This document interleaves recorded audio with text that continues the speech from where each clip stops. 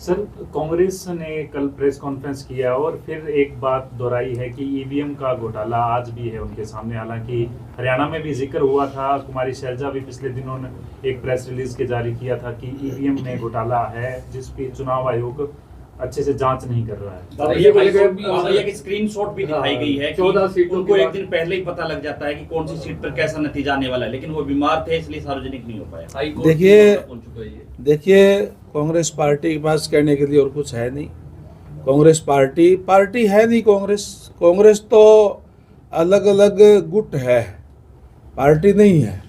कोई हुड्डा गुट है, कोई शैलजा गुट है, कोई सुरजेवाला का गुट है।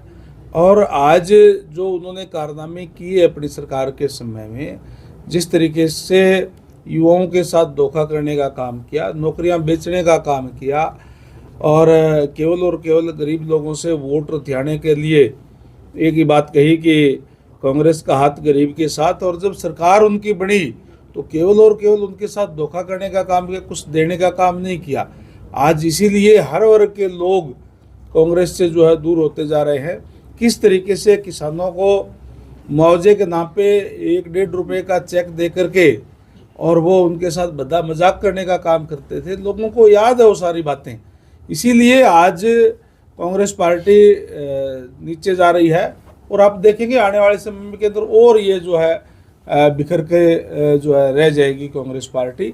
ईवीएम पे शैलजा जी कह रही हैं, तो शैलजा जी फिर सिरसा से जीती कैसे? जब शैलजा जी जीतती थी सिरसा से तब ईवीएम ठीक थी, अब खराब हो गई। जब कांग्रेस पार्टी की 5 सीटें प्रदेश के अंदर आई लोकसभा की, उस टाइम ईवीएम ठीक थी। उस टाइम तो कह रहे थे कि हमने जो है बहुत अच्छा प्रदर्शन किया है, हम सरकार बनाएंगे। लेकिन उस टाइम केवल उन्होंने एक जो भ्रमजाल फैलाने का काम किया था कि भारतीय जनता पार्टी आएगी तो आरक्षण को समाप्त कर देगी, आरक्षण को ख़त्म कर देगी, संविधान को ख़त्म कर देगी। ये हमारे यहाँ कहते हैं कि काठ की हांडी एक बार तो चढ़ जाती है, बार बार नहीं चढ़ती। इसलिए उनके भ्रम में कहीं न कहीं लोग आ गए थे, इसलिए भी उनकी 5 सीटें आ गई थी। आज हमारे कार्यकर्ता ने, हमारी पार्टी के नेताओं ने वार्ड स्तर तक जा कर के और लोगों को बताने का काम किया है कि कांग्रेस पार्टी तो वो पार्टी है जिन्होंने अपने समय में संविधान की धज्जियां उड़ाने का काम किया। 1975 में देखा किस तरीके से इमरजेंसी लगा करके जो जुल्म और जातियाँ अंग्रेजों ने नहीं की थी वो उन्होंने यहाँ करने का काम किया। तो लोगों को वो बात समझ में आ गई। एक बार बहकाया जा सकता है, बार बार बहकाया नहीं जा सकता। सेंटर में आपकी तीसरी बार रिपीट हुई सरकार, हरियाणा में तीसरी बार रिपीट हुई, अब महाराष्ट्र में तीसरी बार रिपीट हुई। क्या आपको लगता नहीं कि ईवीएम का मुद्दा वहां भी उठने वाला है महाराष्ट्र में? ईवीएम का मुद्दा तो मैं अभी कह तो रहे कि ईवीएम के मुद्दे के लिए उन्होंने कल भी प्रेस कॉन्फ्रेंस करी है।